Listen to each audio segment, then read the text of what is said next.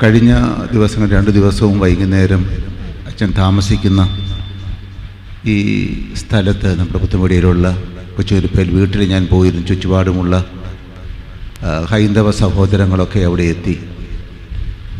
അച്ഛനെ വെല്ലൂരിലേക്ക് ചികിത്സയുടെ മധ്യേയാണ് ഇവിടെ വന്നിട്ട് വെല്ലൂരിലേക്ക് വീണ്ടും പോകുമ്പോൾ അവരോരോ കുടുംബത്തെയും വിളിച്ചു വരുത്തി കണ്ട് അവരോടൊക്കെ സ്നേഹം പങ്കുവെച്ച് ദൈവം നിശ്ചയിക്കുന്നെങ്കിൽ നമുക്കിനിയും കാണാം എന്ന് പറഞ്ഞ് യാത്ര പറഞ്ഞാണ് പോയത്. ഞാൻ നേരത്തെ സൂചിപ്പിച്ചതുപോലെ അദ്ദേഹം ഒരു ഉൾപ്രേരണ, ദൈവം നൽകിയ ഒരു ഉൾപ്രേരണയുടെ പശ്ചാത്തലത്തിലാണ് അടിയന്തിരമായി മടങ്ങി വരണം, നാട്ടിലേക്ക് മടങ്ങി വരണം. 1 വർഷത്തോളം നീണ്ടുനിന്ന വെല്ലൂരിലുള്ള വാസം പൂർത്തിയാക്കി ഞാൻ പൂർണ്ണമായും ദൈവത്തിന് വിട്ടുകൊടുത്തു, കർത്താവിന് വിട്ടുകൊടുത്തു എന്ന് എന്നെ തലേനാൾ വിളിച്ച് പറഞ്ഞു. പിറ്റേ ദിവസം പുലർച്ചയ്ക്ക് 5:30-6 മണിക്ക് മുമ്പായി എന്നെ വിളിച്ച് പറഞ്ഞു, ഇവിടെ ഡിസ്ചാർജ് ചെയ്ത് നാട്ടിലേക്ക് വരികയാണ്. ഞാൻ പറഞ്ഞു, ഏറ്റവും നല്ല തീരുമാനമാണ്. അന്നു തന്നെ വളരെയേറെ തടസ്സങ്ങളുണ്ടായിരുന്നെങ്കിൽ അന്ന് തന്നെ വൈകുന്നേരം അവിടെ നിന്ന് യാത്ര തിരിച്ചു. പിറ്റേ ദിവസം രാവിലെ ഇവിടെ എത്തി. ഒരു ദിവസം ആച്ചുകാരായിട്ടുള്ള അച്ഛന്മാർ, നമ്മുടെ അച്ഛന്മാരെല്ലാം, നമ്മുടെ ക്ലർജി ഹൗസിലെ അച്ഛന്മാരുൾപ്പെടെയുള്ള അച്ഛന്മാരെല്ലാം പോയി കണ്ടു, പ്രാർത്ഥിച്ചു. അത്യാവശ്യമായി കാണേണ്ടവരെ എല്ലാം കണ്ടു. ഒരു ദിവസം കൂടെ കഴിഞ്ഞു. അപ്പോൾ എന്നോട് പറഞ്ഞ ഡോക്ടേഴ്സിനോടൊക്കെ സംസാരിച്ചപ്പോൾ എൻ്റെ ആന്തരികമായ ഇന്ദ്രിയങ്ങളൊക്കെ അപകടത്തിലാണെന്ന് പറഞ്ഞു. ഇനിയും വഹിക്കുന്നത് ശരിയല്ല, അതുകൊണ്ട് അടിയന്തരമായി തൈലാഭിഷേകം നടത്തണം. അന്ന് രാവിലെ പറഞ്ഞു, അന്ന് വൈകിട്ട് തന്നെ നമ്മൾ തൈലാഭിഷേക ശുശ്രൂഷ നടത്തി. അതിൻ്റെ കാര്യം ഞാനിവിടെ സൂചിപ്പിച്ചു. അവസാനം കരങ്ങൾ ഉയർത്തി എല്ലാവർക്കും അദ്ദേഹം വിട ചൊല്ലി. പിറ്റേ ദിവസം കണ്ണിമയ്ക്കാതെ ഈ സഹോദരങ്ങൾ 3 പേരും കൂടെ ഇരുന്നു. ഞാൻ അഞ്ചലിലേക്ക് പോകുന്ന വഴിക്ക് 9:30 വിളിച്ചപ്പോഴും ഇവർ തൊട്ടടുത്തിരുന്ന് പ്രാർത്ഥിച്ചുകൊണ്ടിരിക്കുകയാണ്. ഞാൻ അച്ഛനോട് അച്ഛനോട് കൊടുക്കാമെന്ന് പറഞ്ഞ് അച്ഛനോട് സംസാരിച്ചു. അച്ഛന് വ്യക്തമായി മറുപടി പറയാൻ സാധിക്കുമായിരുന്നില്ല, കുറേ ക്ഷീണമാണെന്ന് പറഞ്ഞു. ഈ സഹോദരങ്ങൾ മാറി മാറി അച്ഛൻ ചോദിച്ചതനുസരിച്ച് അദ്ദേഹത്തിന് കുടിക്കാൻ കൊടുത്തു. അദ്ദേഹത്തിന് ഏറ്റവും ഇഷ്ടമുള്ളത് കരിക്കും വെള്ളമാണ്. കരിക്കും വെള്ളം വരുത്തി അവർക്ക് കൊടുത്തു.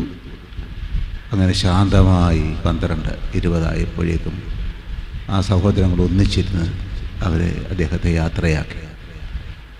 ഈ കുടുംബം, ഈ സഹോദരങ്ങൾ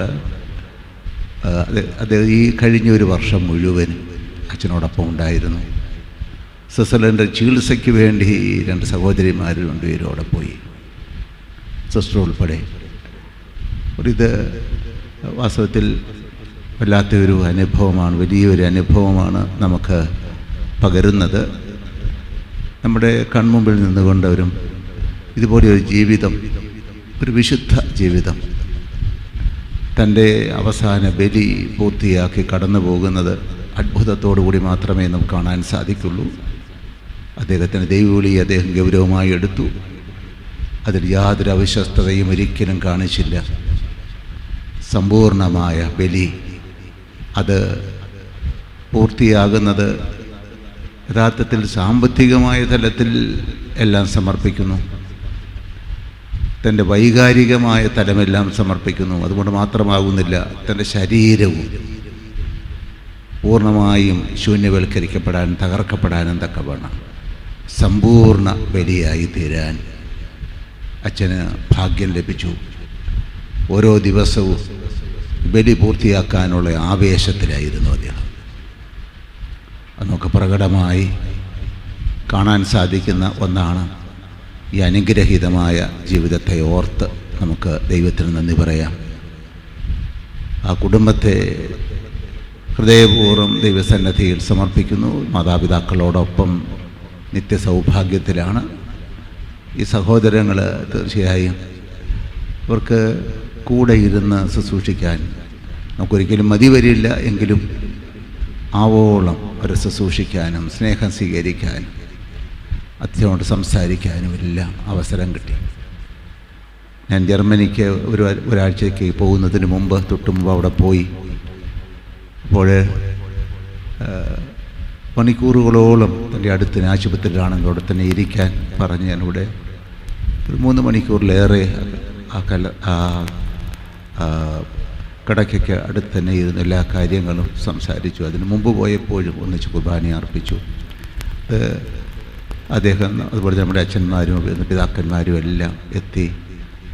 ഇങ്ങനെ മരണത്തെ കൺമുമ്പിൽ കണ്ട് സാവകാശം മരണത്തെ ഫ്രാൻസിസ് അസീസിയെ പോലെ സ്വാഗതം ചെയ്യുന്ന, സന്തോഷപൂർവ്വം സ്വാഗതം ചെയ്യുന്ന ഒരു പുണ്യജീവിതത്തിൻ്റെ പൂർത്തീകരണമാണ്. നമുക്കൊക്കെ ആഗ്രഹം തോന്നും, ഇങ്ങനെയൊന്ന് മരിക്കണമെന്ന് നമുക്കൊക്കെ ഒരാഗ്രഹം തോന്നത്തക്കവണ്ണമുള്ള ഒരു സമ്പൂർണമായ സമർപ്പണത്തിൻ്റെ ആഘോഷമായി ഈ മരണം തീർന്നു എന്നുള്ളതാണ്.